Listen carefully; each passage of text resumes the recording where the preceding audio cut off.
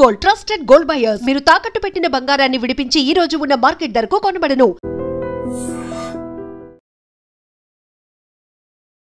H1B వీసాకి సంబంధించి ఫీజుని అమాంతం పెంచేసిన తర్వాత ఇప్పుడు భారతదేశానికి సంబంధించినటువంటి సాఫ్ట్వేర్ ఇంజనీర్లో ఆందోళన మొదలైంది.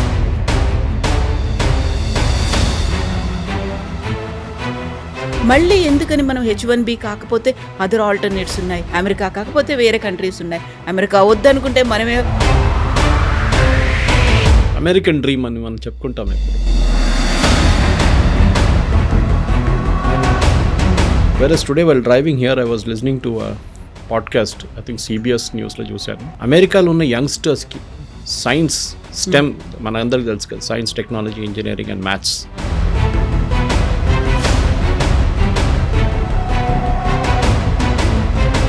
వాళ్ళకు ఉన్నటువంటి అక్కడ లోకల్ పీపుల్ కావచ్చు, యూత్ కావచ్చు, ఆపర్చునిటీస్ కావాలి. వాళ్ళు ఇంకెక్కడికో దేశానికి వెళ్ళిపోవడం కంటే మా దేశంలో మాకు కదా అనేది. ఈ అమెరికన్స్ వచ్చి రేపు ఇండియాలో పనిచేయలేడు కదా, మనం ఆ శాలరీ వాళ్ళకి ఇవ్వలేము. మనం ఎవ్రీ కంపెనీ, ప్రతి ఐటీ కంపెనీ కానీ, ప్రతి కంపెనీ, ఐటీ అని చెప్పక్కర్లేదు, ఎనీ కంపెనీ వాళ్ళు ఏం చూస్తున్నా అంటే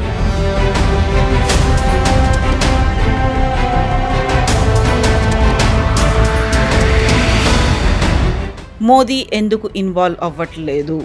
ఇంత పెద్ద ఎత్తున జరుగుతోంది, మనకున్నటువంటి మేధో సంపత్తో వీళ్ళ మీద ఎఫెక్ట్ పడుతోంది అనుకున్నప్పుడు మోదీ షుడ్ ఇంటర్వ్యూన్ కదా. ఇలా ఎందుకు జరగట్లేదు? ఎందుకు సైలెంట్గా ఉన్నాడు మోదీ అని? ఎందుకు ఇంటర్వ్యూన్ చేస్తారండి చెప్పండి? మోదీ ఇంటర్వ్యూన్ చేస్తే పట్టించుకుంటాడా? He has to take care of his local audience. రేపు బంగ్లాదేశ్ ప్రైమ్ మినిస్టర్ వచ్చి మా వాళ్ళని ఇక్కడ ఉండనీయమంటే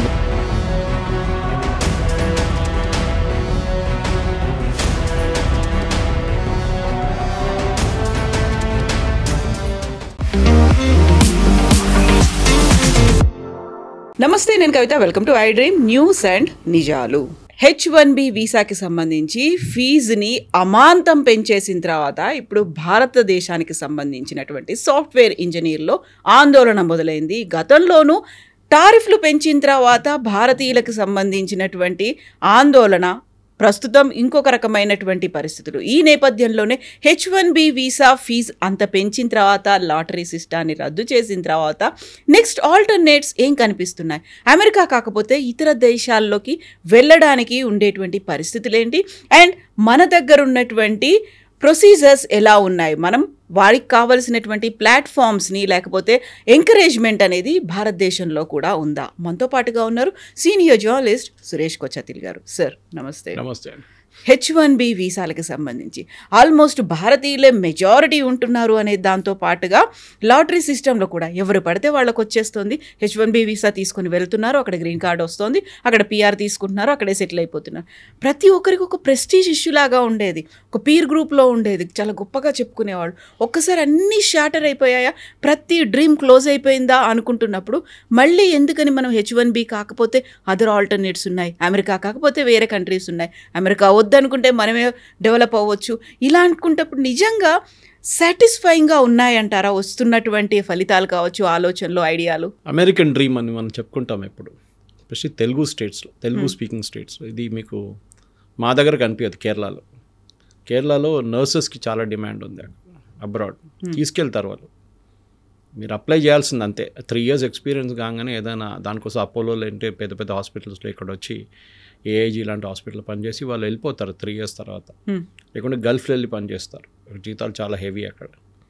కానీ మన దగ్గర ప్రాబ్లం ఎక్కడ వచ్చిందంటే ఈ H1Bని అబ్యూస్ చేసుకున్నారు, మిస్యూజ్ చేసుకున్నారు. మీకు ఏ ప్రొవిజన్ ఇచ్చినా కానీ దాన్ని యూజ్ చేసుకోండి, మిస్యూజ్ చేయకండి. మన భారతీయుల మీద అన్నిటికంటే పెద్ద కంప్లైంట్ ఇది, that if we given a chance we will misuse it. అందరని చెప్పట్లేదు, మోస్ట్లీ. ఇది H1B మొదలైంది మనందరూ, I think it was president Bush టైంలో అనుకుంటాను, 1990లో ఇట్ స్టార్టెడ్ దిస్ ప్రాసెస్. ఎందుకంటే అమెరికా దగ్గర స్కిల్ వర్క్ ఫోర్స్ లేకుండే. అప్పుడు ఐ థింక్ అమెరికన్ సైన్స్ ఫౌండేషన్ అనుకుంటే వాళ్ళకి సర్వే చేస్తే 165,000 మంది షార్టేజ్ ఉంది స్కిల్డ్ వర్క్ ఫోర్స్లో. Versus today while driving here I was listening to a podcast, I think CBS న్యూస్లో చూశాను. అమెరికాలో ఉన్న యంగ్స్టర్స్కి సైన్స్ స్టెమ్ మన అందరికీ తెలుసు కదా, science, technology, engineering and maths చేసిన సబ్జెక్ట్లో PhD దాకా చేసిన వాళ్ళకి ఉద్యోగం లేదు అమెరికాలో. మనం ఏం చేస్తాం అంటే, ఫర్ ఎగ్జాంపుల్ ఒక మీడియం శాలరీ అమెరికాలో $1,00,000 అనుకుందాం పర్ ఇయర్. వీఆర్ అమెరికన్ వర్కర్కి కావాలి నాకు 1,40,000 కావాలంటాడు, 1,20,000 కావాలంటాడు. ఈ expects slightly higher salary. Cost of living ఎక్కువ అక్కడ, మనందరికి తెలిసింది. అదే టైంలో ఇండియన్ చేసి ఏమవుతున్నాడు, H1Bకి వచ్చినాడు, నేను 55లో కూడా పనిచేస్తా అంటాను. You're beating the system. వాళ్ళని కూడా తప్పట్లేము, ఎందుకంటే ఇప్పుడు మీరు టాప్ 10 కంపెనీస్ 2025, ఎందుకంటే ఇయర్ వీసా అయిపోయింది, అందరూ అనుకుంటున్నారు ఇప్పుడు కూడా వీసా ఉందని. లేదు, నెక్స్ట్ ఇస్ February 2026 నుంచి స్టార్ట్ అవుతుంది వీసా వాళ్ళు. దానికే ఈ ఫీజు వస్తుంది. ఇప్పుడు దాకా ఇంకేం రాదు. ఇప్పుడు ఈ 1 lakh is not coming in to force now. Existing visa holders they can carry on like that. కొత్త అప్లై చేస్తున్న వాళ్ళకే వస్తుంది అనమాట. దాంట్లో 2-3 మార్పులు వస్తున్నాయి. మనం రోజుకు ఒక న్యూస్ వింటున్నా, కానీ ఇప్పుడున్న latest news as we speak, this is the news that lottery system తీసేస్తున్నారు. They will now go back to highly skilled work ఫోర్స్కి. ఇప్పుడు దాకా ఏమైందంటే టాప్ 10 కంపెనీస్లో ఒక్కటే ఇండియన్ కంపెనీ ఉంది, TCS at number 3. Otherwise it's Amazon, Google, Meta, even అక్కడ retail వాళ్ళ అవుట్లెట్స్ కూడా వాళ్ళు ఒక కంపెనీ దాంట్లో ఉందన్నమాట. సో ఆలోచించండి, యూఆర్ టేకింగ్ H1B మీద. యూ వోంట్ బిలీవ్, H1B డాక్టర్లకు కూడా ఉంటుంది. దాంట్లో 2 ఎడ్యుకేషనల్ ఇన్స్టిట్యూషన్స్ ఉన్నారు H1B మీద, ప్రొఫెసర్స్ని తీసుకెళ్తారు. సో మన దగ్గర మిస్కన్సెప్షన్ ఏమంటే H1B అనగానే IT ప్రొఫెషనల్స్ అనుకుంటారు. సో వీళ్ళేం చేశారంటే యూఎస్లో అరౌండ్ 2000 అనుకుంటాను ఈ ఇన్స్టిట్యూషన్స్, ఎడ్యుకేషన్ ఇన్స్టిట్యూషన్స్, ఇంకా హాస్పిటల్ వాళ్ళు ఏం చెప్పారంటే హెల్త్ కేర్ సెక్టర్లో మేము వీళ్ళతో క్లబ్ చేయకండి, ఎందుకంటే దీనికి ఒక లిమిట్ ఉంటుంది H1Bకి. మాకు లిమిట్ ఉండకూడదు. ఒకటి, మా జీతం చాలా ఎక్కువ. As a professor in US మీకు చాలా హెవీ శాలరీ ఉంటుంది. Even the health care professional కూడా, నర్సులు ఉండొచ్చు, డాక్టర్లు ఉండొచ్చు. వీలే చేస్తే సపరేట్ చేసేసారు ఆ కోటని. సో ఫర్ ఎగ్జాంపుల్ మనం తీసుకుందాం, 1,00,000 వీసాలు ఇష్యూ చేస్తున్నారు ఈ సంవత్సరం US. I'm just taking an example. So దాంట్లో వీళ్ళు రారు. Educational is out, health care is out, even priest, Kerala నుంచి ప్రీస్ట్ని తీసుకెళ్తారు. అక్కడ మనం ఏం చెప్తారు, అక్కడ గ్రాడ్యుయేట్ చేసిన వాళ్ళ దాని నుంచి లైటీ నుంచి వాళ్ళు చర్చ్ నుంచి చదువుకున్న వాళ్ళని యూఎస్కి తీసుకెళ్తారు. ఎందుకంటే యూఎస్లో ప్రీస్ట్లు చాలా తక్కువ పడ్డారు ఇప్పుడు. Not many people, even Europe కూడా same problem. Anyway will come back to US. So ఈ 1,00,000 వీసాలకు అనుకుంటాం మనం, ఒక లిమిట్ ఉంటుంది ఎవ్రీ ఇయర్. లాటరీ సిస్టమ్ పెట్టారు. అంటే ఎవరికి లాటరీ వస్తే వాడు సపోజ్ 5 లక్షల మంది అప్లై చేస్తే దాంట్లో 1,00,000 మందికి వస్తుందంటే ఒక I'm just drawing A comparison figure. Lottery అంటే ఏమైపోతుందంటే స్కిల్డ్ మనిషి కాదు లాటరీ ఒకసారి వచ్చేది, అన్స్కిల్డ్ రోడ్ కూడా వచ్చి. అన్స్కిల్డ్ అంటే ఫ్రెష్ అవుట్ ఆఫ్ కాలేజ్ 2 సంవత్సరాలు పని చేసిన తర్వాత H1Bనే మీరు మిస్యూజ్ చేస్తున్నారు. ఎందుకంటే ఈ కంపెనీలు చేస్తుంది తప్పు, ఇండివిజువల్స్ కాదు. బికాజ్ H1B కంపెనీలు అప్లై చేస్తారు, కానీ ఇండివిజువల్స్కి వస్తుంది, వాళ్ళ పేరు మీద ఉంటుంది. రేపు వీడు అక్కడ వెళ్ళిన తర్వాత మార్చుకోవచ్చు, ఇంకో కంపెనీకి వెళ్ళిపోవచ్చు. చేసిన వాళ్ళు కూడా చాలామంది ఉన్నారు. సో అమెరికన్స్ని ఏం చేశారు, వీళ్ళు ఆర్గ్యూ చేస్తున్నప్పుడు, మీరు ఒక పెటిషన్ పెడుతున్నప్పుడు దీనికి you are arguing a case, American ఎంప్లాయీని నేను రీప్లేస్ చేయబోయే ఎంప్లాయీకి ఆ స్కిల్ లేదు, దానికోసం నన్ను తీసుకుంటున్నారని చెప్పి the company has to argue అనమాట. కానీ కంపెనీస్ ఏం చేస్తున్నారు, నేను వాడికి ఎందుకు $1,00,000 ఇవ్వాలి, లేకుండా 1,40,000 ఎందుకు ఇవ్వాలి, నాకు $60,000 పనిచేసేట ఇండియన్ దొరికాడు, వేసేద్దామని పని తీసుకుందామని చెప్పి. It is a pure commercial decision. చూడండి, ఇంత జరిగిన తర్వాత కూడా ఒక్క అమెరికన్ IT కంపెనీ, మన హెల్త్ కేర్ వాళ్ళని పక్కన పెడదాం, అంతా ఈవెన్ రీటైల్ వాళ్ళని పక్కన పెడతాం, కానీ what about the IT companies ఒక్కరు కూడా కాదు మీరు చేసిన తప్పని ట్రంప్ని అనట్లేదు. ఇన్ఫ్యాక్ట్ దానికన్నా ఒక వారం ముందు ట్రంప్ ఒక మీటింగ్ పెట్టాడు వైట్ హౌస్లో వీళ్ళతో, all the IT heads. Even announcement చేసినప్పుడు వాళ్ళ కామర్స్ సెక్రటరీ పక్కన నిలబడన్నారు, all the IT companies are on board, information technology, they are all happy with this. ఆలోచించారు, వాళ్ళందరూ హ్యాపీ ఉన్నారంట. అంటే భారతీయులు ఇప్పుడు దాకా వచ్చిన వాళ్ళు వచ్చారు, కానీ ఇప్పుడు పంపిస్తే మాకు ప్రాబ్లం లేదు. ఇప్పుడు జరగబోయేది ఏంటంటే నెక్స్ట్ ఇయర్ నుంచి when the visas click in for the new year, ఒకటి pure skilled, highly skilled Indian వర్కర్స్ని తీసుకుంటారు. ఎందుకంటే మీకు $1,00,000 అంటే 88 లక్షలు అనుకోండి, ఓవర్ అండ్ అబౌవ్ శాలరీ 88 లక్షలు కట్టాల్సి వస్తుంది యూఎస్ గవర్నమెంట్కి.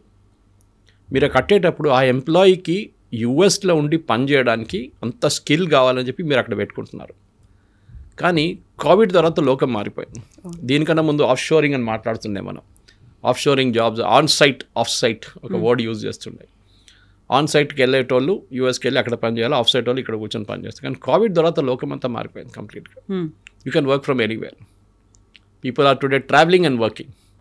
ఒక్కొక్క డెస్టినేషన్కి వెళ్ళి అక్కడ వియట్నాం లాంటి కంబోడియా లాంటి వెరీ కాస్ట్ ఎఫెక్టివ్ డెస్టినేషన్కి వెళ్ళి నెల రోజులు ఎయిర్బిఎన్బి తీసుకొని అక్కడే ఉంటున్నారు అనమాట, పనిచేస్తున్నారు అక్కడి నుంచి.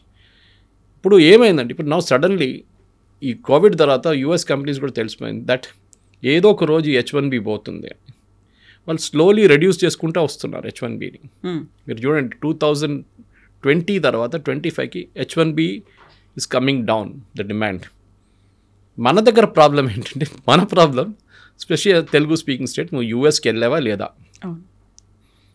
నువ్వు యూఎస్కి వెళ్ళకపోతే నువ్వు యూజ్లెస్ ఫెలో.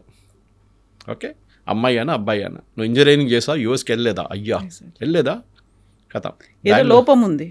బెంగళూరులో పనిచేస్తున్నా, హైదరాబాద్లో పనిచేస్తున్నా, గురుగాలంలో పనిచేస్తున్నా. నో పెళ్ళికి కలిసినప్పుడు కూడా ఏదైనా ఫ్యామిలీ ఫంక్షన్లో ఫస్ట్ క్వశ్చన్ ఇదే, మీ కూతురు ఎక్కడ ఉండండి, మీ కొడుకు ఎక్కడ ఉండండి, ఇదే క్వశ్చన్.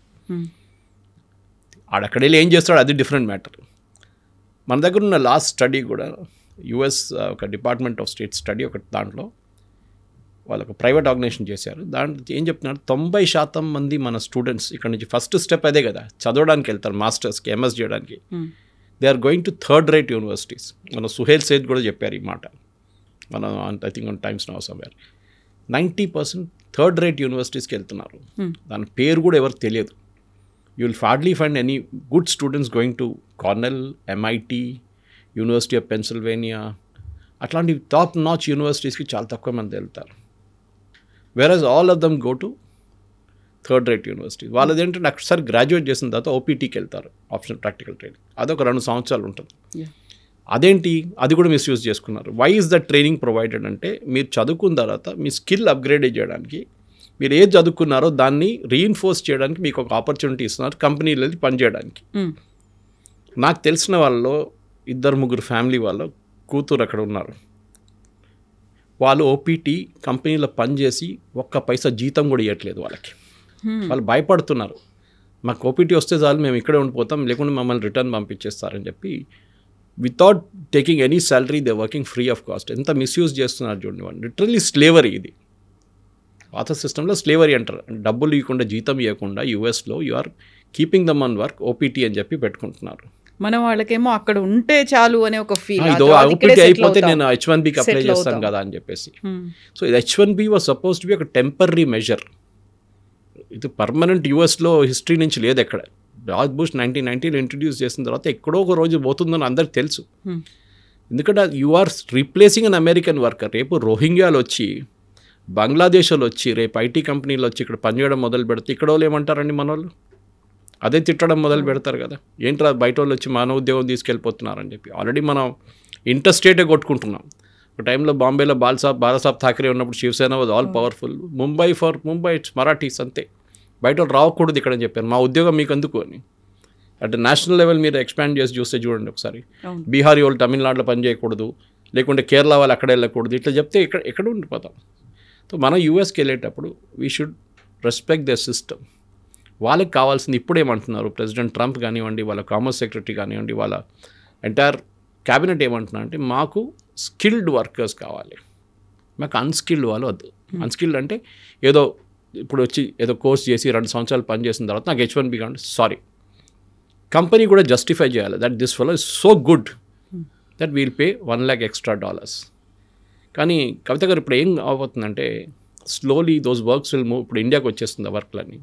అది కాకుండా మెక్సికోలో పెట్టుకుంటారు, లేకుంటే నియర్ షోర్ అంటారు దాన్ని, కెనడాలో పెట్టుకుంటారు.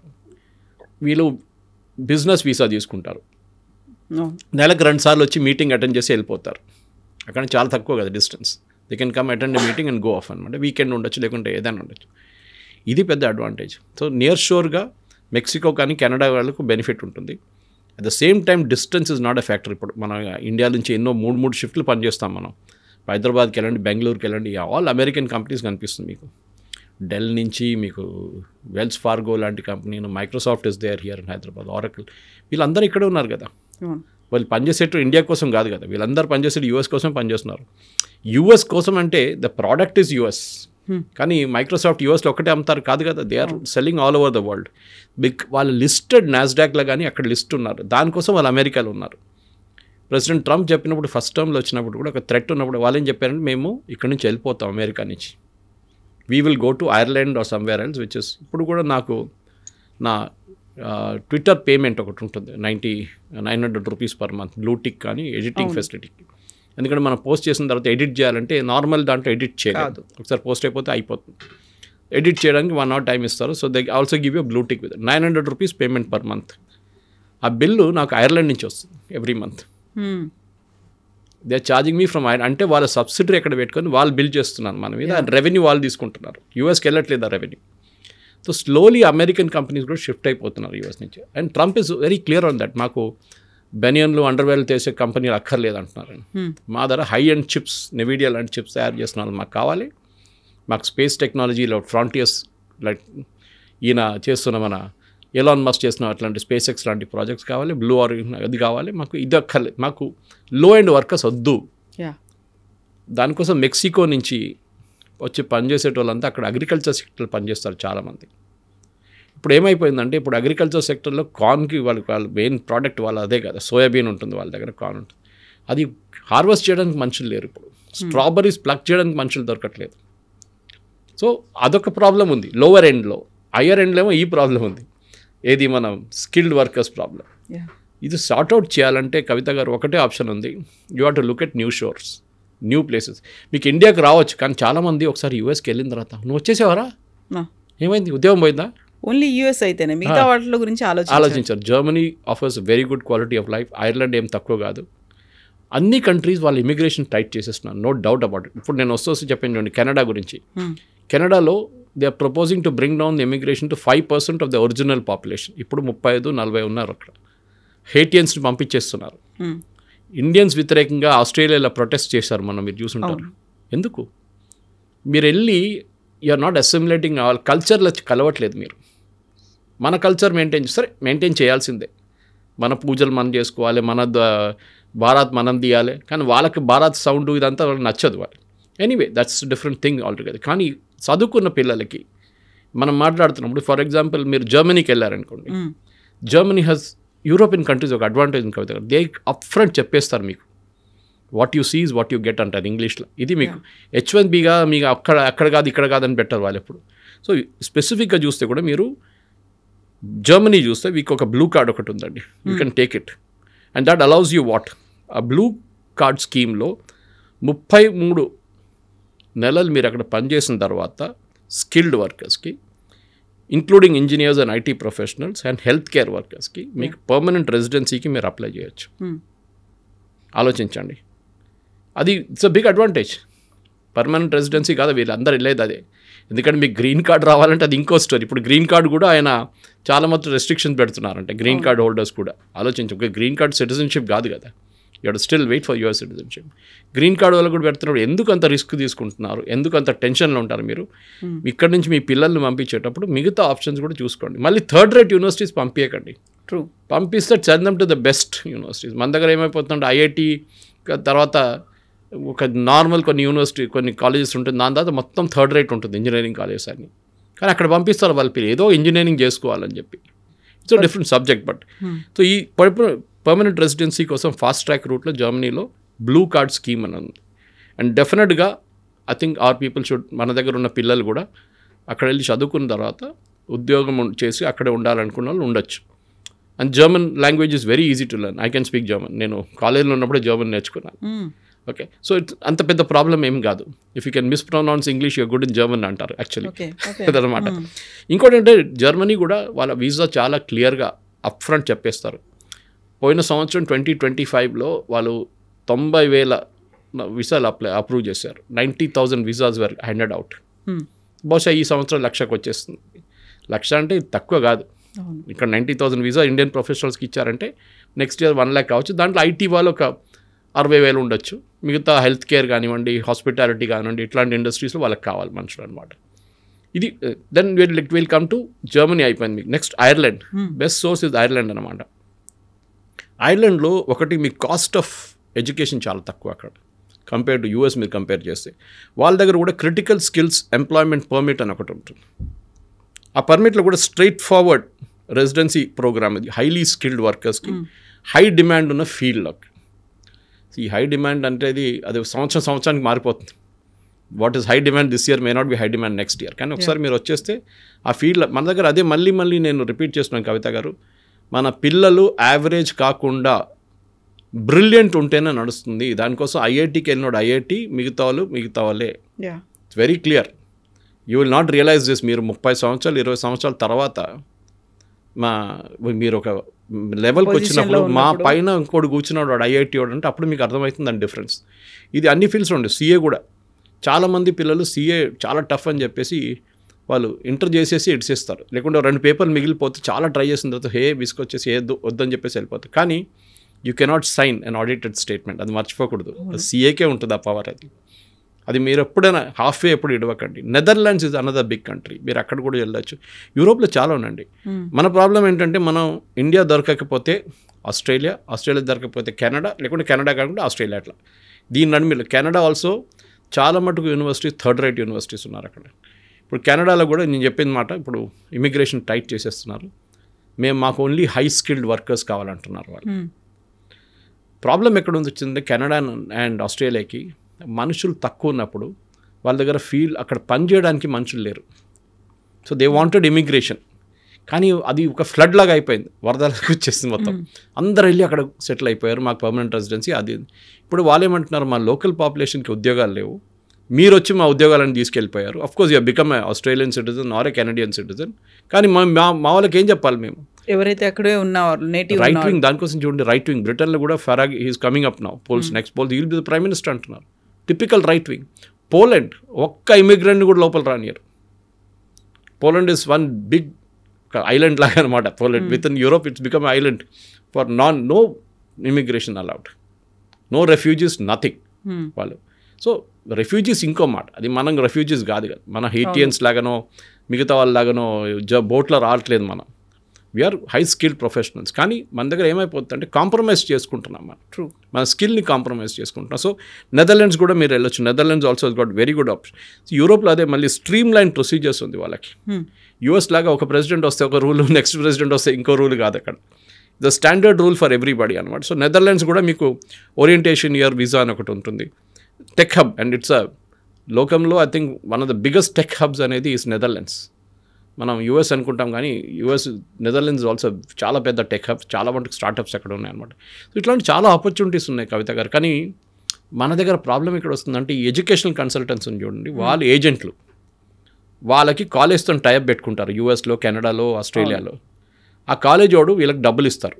స్టూడెంట్స్ పట్టుకోరండి మీరు, కాలేజ్ దగ్గర నుంచి కమిషన్ తీసుకుంటారు, ఈ స్టూడెంట్స్ దగ్గర నుంచి కూడా కమిషన్ తీసుకుంటారు, పేరెంట్స్ దగ్గర నుంచి, ఇద్దరు దగ్గర నుంచి సంపాదించుకుంటాడు. వాడు చెప్పేది ఏంటంటే అక్కడ వెళ్ళండి, మీరు వెళ్తే మొత్తం రోడ్డు మీద అంతా బంగారం ఉంటుంది, మీరు నడుచుకుంటే వెళ్ళేస్తే ఎంత బంగారం కావాలంటే బ్యాగ్లు వేసుకోవచ్చు, అంత బాగా సిటీ అది ఇది అని చెప్పి 5 స్టార్ హోటల్లో ప్రెజెంటేషన్ పెడతారు. వీళ్ళు యూనివర్సిటీ వాళ్ళు వచ్చారు, మనకైతే వైట్ స్కిన్ చూడంగానే మనం పడిపోతాం. వాళ్ళు వచ్చి ఇంగ్లీష్లో యాక్సెంట్లో మాట్లాడతారు. మీరు వచ్చేసేయండి. అక్కడ వెళ్ళిన తర్వాత మీకు గ్రాడ్యుయేషన్ చేసిన తర్వాత మీకు నిజం బయటపడుతుంది, that this paper is not even worth what it is printed on. Quality లేదనేది. సో మీరు కాంప్రమైజ్ చేయకండి just to get to US. మీరు కాంప్రమైజ్ చేసి అది కూడా స్ట్రిక్ట్ చేయబోతున్నారు. ఇప్పుడు చూడండి యూఎస్లో కూడా I think next step president Trump చేయబోతున్నది. మీరు థర్డ్ రేట్ యూనివర్సిటీని తీసుకొస్తే బంద్ చేసి పడేసేయండి అని చెప్పేసి. మాకు వద్దు, బెస్ట్ యూనివర్సిటీస్ మెయింటైన్ చేసుకుందాం. మనం కూడా చేయాల్సి ఉండే. మన దగ్గర ఇంజనీరింగ్ కాలేజ్ 180,000 మంది పాస్అవుట్ అవుతారు తెలంగాణలో. ఎందుకంటే అంతమంది అందులో అక్రిడేషన్ కార్డు కూడా లంచాలు ఇచ్చి తెచ్చుకుంటున్నారు అనేది తెలంగాణలో మీరు చూడండి. 180,000లో 5% మందికి కూడా క్యాంపస్ ప్లేస్మెంట్స్ లేవు. కానీ హోర్డింగ్లో పెడతారు 100% ప్లేస్మెంట్ అని. అంతా ఫేక్. కానీ ఎందుకంటే వాళ్ళకి అడ్మిషన్ కావాలి నెక్స్ట్ ఇయర్కి. So that is another subject. But నేను చాలా డిబేట్ చేశాను దీని మీద. ఫస్ట్ మీరు ఆ క్యాంపస్లో 100% ప్లేస్మెంట్ అనేది బంద్ చేసేసేయండి. Because if your student is good, మీరు బాగుంటే మిమ్మల్ని ఎవడైనా వచ్చి తీసుకెళ్ళిపోతారు. చాలామంది కవిత గారు, this an advice to students, మీరు ఇంటర్న్షిప్ చేస్తున్నప్పుడు మీరు ఏ కంపెనీలో ఇంటర్న్ చేస్తున్నారో వాళ్ళు మిమ్మల్ని మీ బిహేవియర్ని అబ్జర్వ్ చేస్తారు. మీరు కరెక్ట్ 9 గంటలకు వచ్చి 6 గంటలకు వెళ్ళిపోతారా? కాదు, మీరు కష్టపడి పని చేస్తారా? మీకు ఇచ్చిన ప్రాజెక్ట్ టైంలో కంప్లీట్ చేస్తున్నారా? మీ ప్రజెంటేషన్ స్కిల్స్ ఏంటని మోస్ట్లీ 90% ఇంటర్న్షిప్ చేసిన కంపెనీ వాళ్ళే మిమ్మల్ని తీసుకుంటారు. మీరు క్యాంపస్ ప్లేస్మెంట్కి వెళ్ళక్కర్లేదు. కానీ అది కూడా మనం చేయట్లేదు. This is the problem. వాళ్ళు ఇంటర్న్షిప్ అంటే ఏదో చేయాలి కంపల్సరీ, నేనేం చేయాలి, చేసి వచ్చేస్తానంటే ఇంటర్న్షిప్ వాడు సర్టిఫికేట్ ఇస్తాడు నాకు, అది చాలు. యాటిట్యూడ్ మారాల్సింది, అది మారట్లేదు. మేము చదువుకున్నప్పుడు ఇన్ని ఆపర్చునిటీస్ లేకుండే, అస్సలు లేకుండే. ట్రూ. మేము బ్రిటిష్ లైబ్రరీకి వెళ్ళి అక్కడ పాత పేపర్లు తీసి అడ్మిషన్ కోసం చూస్తుండే మేము. ఇప్పుడు ఇంటర్నెట్ ఉంది, అన్నీ ఉన్నాయి. ఆ టైంలో ఇంటర్నెట్ కూడా లేదు. సో టుడే ఇంత ఆపర్చునిటీస్ ఉన్నప్పుడు మీరు కాంప్రమైజ్ చేయకండి. ఇక్కడ ఉన్న థర్డ్ రేట్ యూనివర్సిటీస్ లాగా తెలంగాణలో అక్కడ కూడా థర్డ్ రేట్ యూనివర్సిటీస్ ఉంటుంది, అక్కడ కూడా థర్డ్ రేట్ కాలేజెస్ ఉంటుంది. అక్కడికి వెళ్ళకండి. Europe is a very good option. మీ అమ్మ నాన్నకి పొలాలు అమ్మేసి, ఇల్లు అమ్మేసి, బంగారం అమ్మేసి మిమ్మల్ని పంపిస్తున్నారు. వాళ్ళ హోప్ ఏంటంటే మీరు అక్కడ వెళ్ళి చదువుకొని పెద్ద ఉద్యోగం చేసి ఆ డబ్బులు సంపాదించి మళ్ళీ వాళ్ళకు ఇక్కడ ఒక గేటెడ్ కమ్యూనిటీలో ఒక ఇల్లు కొనిస్తారని అనుకుంటారు వాళ్ళు. కానీ those dreams are crashing down. మీరు కాన్వర్జేషన్ దాంతోనే స్టార్ట్ చేశారు. అమెరికన్ డ్రీమ్ అనేది మర్చిపోండి. ఇప్పుడు ఎవ్రీ కంట్రీ, ఏ కంట్రీ అయినా వాళ్ళు ప్రొటెక్షనిస్ట్ మోడ్లో వచ్చేసారు.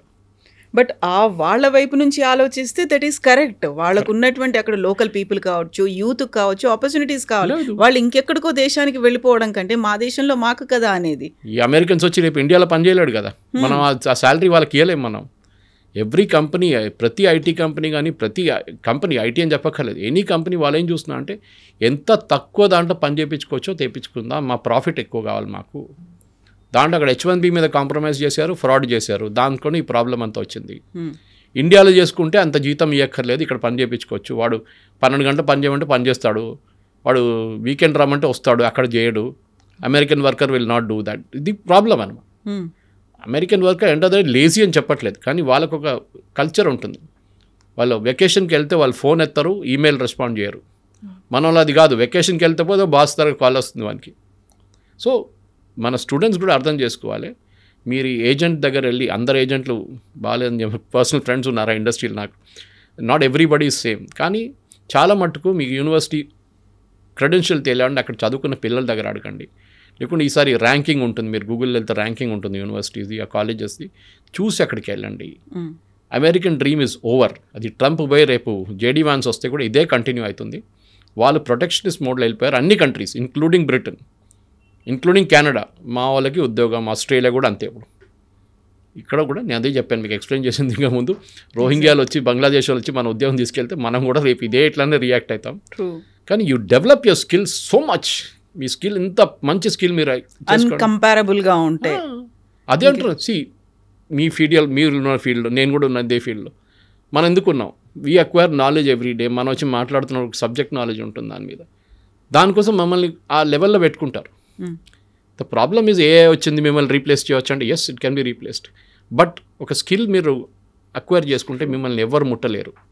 అది ఏ ఫీల్డ్ అయినా కానివ్వండి. సినిమా ఫీల్డ్ ఉండొచ్చు, హెల్త్ కేర్ ఉండొచ్చు, హాస్పిటాలిటీ ఉండొచ్చు, లేకుంటే మీడియా లాంటి ఫీల్డ్ కూడా ఉండొచ్చు, and IT also. That is మీరు పినకల్లో ఉండాలి. నేను ఐఐటీకి వెళ్ళకపోతే కూడా ప్రాబ్లం లేదు, but I will become the best in the class. That is should be the attitude. Donald Trump campaign చేస్తున్నప్పుడే పెట్టుకున్న మాటే అమెరికా ఫస్ట్ అనే నినాదం. అంటే అక్కడ he's very firm, he's very confident. ఆయన ఏం కావాలనుకుంటున్నాడో, ఏం చేయాలనుకుంటున్నాడో అప్పుడే చూపించాడు. బట్ ఇప్పుడు మన దాంట్లో కూడా మోదీ ఎందుకు ఇన్వాల్వ్ అవ్వట్లేదు? ఇంత పెద్ద ఎత్తున జరుగుతోంది, మనకున్నటువంటి మేధో సంపత్తో వీళ్ళ మీద ఎఫెక్ట్ పడుతోంది అనుకున్నప్పుడు మోదీ షుడ్ ఇంటర్వ్యూన్ కదా. ఇలా ఎందుకు జరగట్లేదు? ఎందుకు సైలెంట్గా ఉన్నాడు మోదీ అని? ఎందుకు ఇంటర్వ్యూన్ చేస్తారండి చెప్పండి? మోదీ ఇంటర్వ్యూన్ చేస్తే వాళ్ళు ట్రంప్ పట్టించుకుంటాడా? He has to take care of his local audience. రేపు బంగ్లాదేశ్ ప్రైమ్ మినిస్టర్ వచ్చి మా వాళ్ళని ఇక్కడ ఉండనీయమంటే మన వాళ్ళు పట్టుకుంటారా? తిడతాం వాడిని. You take care of your own country first. వాళ్ళ అమెరికన్ సిటిజన్స్ ఇంట్రెస్ట్ చూసుకుంటున్నారు. మోదీ ఇంటర్ఫియర్ చేసి ఏం చెప్తారు? మా వాళ్ళని రానియండి, ఇంకా H1B visa issue. You are broken the law. మీరు లా బ్రేక్ చేశారు. You are replacing an American worker with lesser salary. మీరు అక్కడ స్కిల్డ్, ఆ టాప్ స్కిల్ వర్కర్ కాదు, మీరు H1B తీసుకుంటున్నారు. You're taking it for a medium skilled person. వాళ్ళు ఇప్పుడు కూడా రావద్దంటలేదు. They are still giving H1B visas. And వాళ్ళు ఏమంటున్నారంటే, అంత స్కిల్ ఉన్న మనిషి ఉంటే మీరు $1,00,000 కూడా కట్టచ్చు. గూగుల్ అని ఉండొచ్చు, మెటా ఉండొచ్చు, ఆరకిల్ ఉండొచ్చు, మైక్రోసాఫ్ట్ ఉండొచ్చు, ఎవరైనా ఉండొచ్చు. They can pay that amount. అంత స్కిల్డ్ వర్కర్ ఉంటే మీకు $120 జీతం ఇస్తున్నాడు, $1,00,000 ఎక్స్ట్రా ఇన్కమ్ చేయడానికి ప్రాబ్లం లేదు. బహుశా అది వన్ టైం ఫీ ఉండొచ్చు. ఇప్పుడైతే ఎవ్రీ ఇయర్ రిన్యూవల్ అంటున్నారు, కానీ వన్ టైం ఫీ అయిపోతుంది. ఒకసారి కట్టేస్తే మీకు H1B మీద మీ ఆ పీరియాడిసిటీ, మీ రిన్యూవల్ దాకా అది ఉండిపోతుంది అట్లనే. కానీ ప్రాబ్లం ఇక్కడ వస్తుంది, మీరు కాంప్రమైజ్ చేసాం, మనం దాన్ని మిస్యూజ్ చేసాం. మనం ఇండియన్సే తప్పు పట్టలేదు, అక్కడ ఉన్న కంపెనీలు కూడా మిస్యూజ్ చేశారు. తక్కువ వేజెస్లో తక్కువ స్కిల్ ఉన్న వాళ్ళు తీసుకెళ్ళి పెట్టేసి ప్రోగ్రామ్ మొత్తం ధ్వంసం చేసిన తర్వాత న్యాచురల్లీ అక్కడ ఉన్న పార్లమెంటేరియన్స్ అంటే వాళ్ళ కాంగ్రెస్ మెన్ అంటాం, వాళ్ళు ఏం చేస్తున్నారు, వాళ్ళు అంటున్నారు you are misused it. Let us get ready. దీంట్లో చూడండి డెమోక్రాట్స్ అండ్ రిపబ్లికన్స్ ఇద్దరు ఉన్నారు తోడు. Otherwise they are all separate. కానీ రిపబ్లికన్స్ అండ్ డెమోక్రాట్స్ ఇద్దరు కలిసి మేము అడ్డుకోవాలి మా వాళ్ళకి, ఎందుకంటే వాళ్ళకి ఓట్లు వేయాలండి. అవును. రేపు ఫర్ ఎగ్జాంపుల్ అలీగఢ్లో లేకుంటే లక్నోలో 1,00,000 ఉద్యోగాలు పోయిందనుకోండి, బంగ్లాదేశ్ వాళ్ళు వచ్చి అక్కడ వచ్చి ఉద్యోగాలు తీసుకెళ్ళిపోతే మోదీకి ఓట్లు పడుతుంది అక్కడ? పడదు కదా. ఆ ఓటు ఉద్యోగం పోయినాడు కొప్పడి ఇంకేసారి ఉల్టా క్యాంపెయిన్ చేస్తాడు. ఇదే అమెరికాలో కూడా. So make America great again చెప్పింది అంటే వీఆర్ బ్రింగింగ్ బ్యాక్ ఎంప్లాయ్మెంట్. మా అమెరికన్స్కి లేని ఉద్యోగం మేము తీసుకొస్తున్నాం. స్కిల్ లేని, ఇప్పుడు అమెరికాలో skill is available in plenty. నేను అదే చెప్పాను వాళ్ళు వస్తున్నప్పుడు. I heard students from Pennsylvania కానివ్వండి, మిగతా యూనివర్సిటీ, రాస్టర్ యూనివర్సిటీ, అన్నింటిలో చాలా మటుకు హార్వర్డ్ నుంచి కూడా you are getting the best MIT great. అక్కడి నుంచి వచ్చిన కొంతమంది పిల్లలు కూడా ఉద్యోగం రావట్లేదు. ఎందుకు అంటే this is the problem that somebody else has taken the job away అంటున్నారు వాళ్ళు. మా ఉద్యోగం ఇంకోటి తీసుకెళ్ళిపోయాడు, మాకు కావాలంటే నాకు $1,20,000 ఇవ్వాలి, వాడేమో 60,000 వచ్చి పనిచేస్తున్నాడు, వాడు తీసుకెళ్ళిపోయాడు మా ఉద్యోగం, మాకు ఉద్యోగం లేదని. అమెరికాలో ఇది ఉండిపోతుంది. ఎందుకంటే నేను ఎప్పుడు చెప్తాను, cost the plumber is more than the cost the tap. ఆ రోజు ఎకానమీ పోతుంది. ట్యాప్ ఫిట్ చేయడానికి వచ్చిన మనిషి ట్యాప్ కన్నా ఎక్కువ విలువ తీసుకుంటే ఆ రోజు ఎకానమీ అవుట్. మన దగ్గర కూడా ఆ స్టేట్కి వస్తున్నాం మనం, కానీ మన దగ్గర ఇన్నోవేషన్స్ చేసుకుంటాం. మనం వచ్చినప్పుడు ఆ పని చేయరా ఈ పని చేయరా అని చెప్పి 10 పని చెప్పేస్తాం. కానీ అమెరికాలో అది కాదు, వచ్చి ఆ పని చేసి వెళ్ళిపోతాడు. So that is why coal industry collapse, వాళ్ళ స్టీల్ ఇండస్ట్రీ కొలాప్స్ అయింది, వాళ్ళు కార్ ఇండస్ట్రీ కొలాప్స్ అయింది, అన్ని ఇండస్ట్రీస్ పోయినాయి అమెరికా నుంచి. Now they are only high technology ఒక్కటే వాళ్ళు చూస్తున్నారు. And they are good in aircraft manufacturing. అది మనం చూసాం చాలా మటుకు. అది మీరు ప్యాసింజర్ ఎయిర్క్రాఫ్ట్ ఉండొచ్చు, బోయింగ్ లాంటి, లేకుంటే మెక్డొనాల్డ్ డగ్లస్ లాగా మేకింగ్ మిలిటరీ ఎయిర్క్రాఫ్ట్, అది కూడా అన్నింటిలో దే ఆర్ వెరీ గుడ్.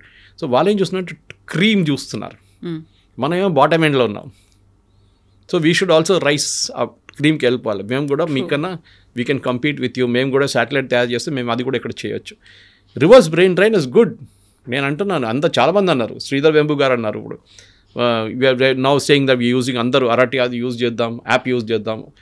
చాలామంది స్విచ్ ఓవర్ చేసుకున్నారు, జీమెయిల్ బదులు అది యూజ్ చేస్తున్నారు. Very good. పొద్దున కూడా ఒక ఇంగ్లీష్ న్యూస్ ఛానల్తో నాకు అదే డిబేట్ ఉండే. దాంట్లో కూడా వాళ్ళు అడిగారు నా దగ్గర, ఇది ఎన్ని రోజులు ఉంటుందని. నేను అదే చెప్పాను, దీనికన్నా ముందు గూ అని చెప్పి ఏదో ఒకటి వచ్చింది, ఏమైందంటే అది ఇప్పుడే వాట్సాప్ రీప్లేస్ అయిపోతుందని చెప్పి అందరు దుంకారు, including Narendra Modi. What happen to that? It died a natural death. మీకు రిటైన్ చేయడం చాలా కష్టం, but with Zoho that is possible. ఎందుకంటే శ్రీధర్ వెంబు లాంటి మనిషి, ఆయనకు అంత స్టేయింగ్ పవర్ ఉంది, ఆయన దగ్గర అంత ప్రాఫిటబిలిటీ కంపెనీలు ఉన్నాయి ఆయన దగ్గర.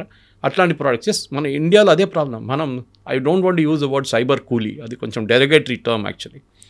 కానీ మనం లోవర్ అండ్ సర్వీసెస్లో ఉండిపోయాం. ఒక్క ప్రోడక్ట్ చెప్పండి మనం తయారు చేసింది ఇక్కడ నుంచి. We are not develop products. మనం సర్వీసెస్లోనే మనం నెంబర్ 1లో ఉండిపోయాం. అవుట్ సోర్సింగ్లోనే అమెరికా కోసం పనిచేస్తున్నాము అంతే. అమెరికన్ కంపెనీస్ కోసం ఇక్కడ నుంచి పనిచేస్తున్నాం. వాళ్ళు ప్రోడక్ట్ డెవలప్ చేసి వాళ్ళు మార్కెట్లో అమ్ముకుంటున్నారు, మనమేమో దాన్ని సపోర్ట్ చేస్తున్నాం. We should become a nation which will develop products. చాలా ఇంపార్టెంట్. మన దగ్గర ఐపాడ్ ఎక్కడైనా తయారు చేసాము మనం? ఏం చేయలేదు.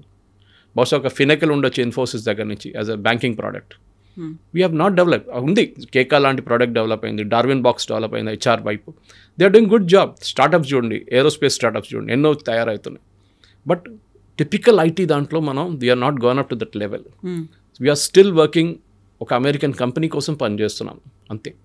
కానీ అక్కడి నుంచి మూవ్ అయ్యే మనం we should move to the higher level. అదే మోదీ గారు చెప్తున్నా, ఆత్మనిర్భరత అంటే అదే. మనం దానికి మన కోసం మనం తయారు చేసుకోవాల్సింది. We should not be dependent on outsiders. బయట వాళ్ళతో మనకు పనే లేదు. చైనాని చాలా మంది మనం కట్ చేసేసాం. ఇప్పుడు కూడా ఒక mobile phone top cover glass it's coming from China. అది ఇప్పుడు ఒక హైదరాబాద్ బేస్డ్ కంపెనీ వాళ్ళు రీప్లేస్ చేయబోతున్నారు. దాన్ని కూడా టైం పడుతుంది, 6 నెలలు అది కూడా అయిపోతుంది. కానీ we are come to that level. అక్కడ దాకా వచ్చాం కదా. దీనికన్నా ముందు 40%, 30% ఉండే ఇండిజినైజేషన్. ఇప్పుడు అది 70, 80, 90% దాకా వచ్చింది. Same with car manufacturing. ఇప్పుడు మా ఇటు నుంచి ఏం కార్ అక్కడ పంపిస్తున్నాం ఉల్టా మనం ఇప్పుడు. సో ఇండిజినస్ కెపాసిటీ డెవలప్ చేసి మన పిల్లలు అక్కడి నుంచి రిటర్న్ వస్తుంది. మీరు చదువుకోండి, అక్కడ చదువుకొని మీ నాలెడ్జ్ ఎక్వైర్ చేసి you can always come back and work ఇండియాలో. సరే, ఇండియాలో ఉన్న ప్రాబ్లమ్స్ ఇండియాలో ఉంది, లేదని చెప్పట్లేదు. చాలా ప్రాబ్లమ్స్, రెగ్యులేటరీ కానివ్వండి, పనిచేయటం కానీ, కల్చర్ కానీ, చాలా మటుకు మన working culture is very toxic. అది మనం ఏం చేయలేం దాన్ని. కానీ అట్ ద సేమ్ టైం మీకు అదే స్కై రూట్ కానివ్వండి, మిగతా కంపెనీలు కానీ చూసి చెప్తున్నాం మనం, వాళ్ళు అదే సిస్టమ్ నుంచి పనిచేసుకొని బయటకు వచ్చారు కదా. ఎన్నో స్టార్టప్స్ ఉన్నాయి. టీ హబ్కి వెళ్ళండి, you can see lot of startup. Bengaluru వెళ్ళండి, చాలా ఉన్నాయి స్టార్టప్స్. ట్రూ.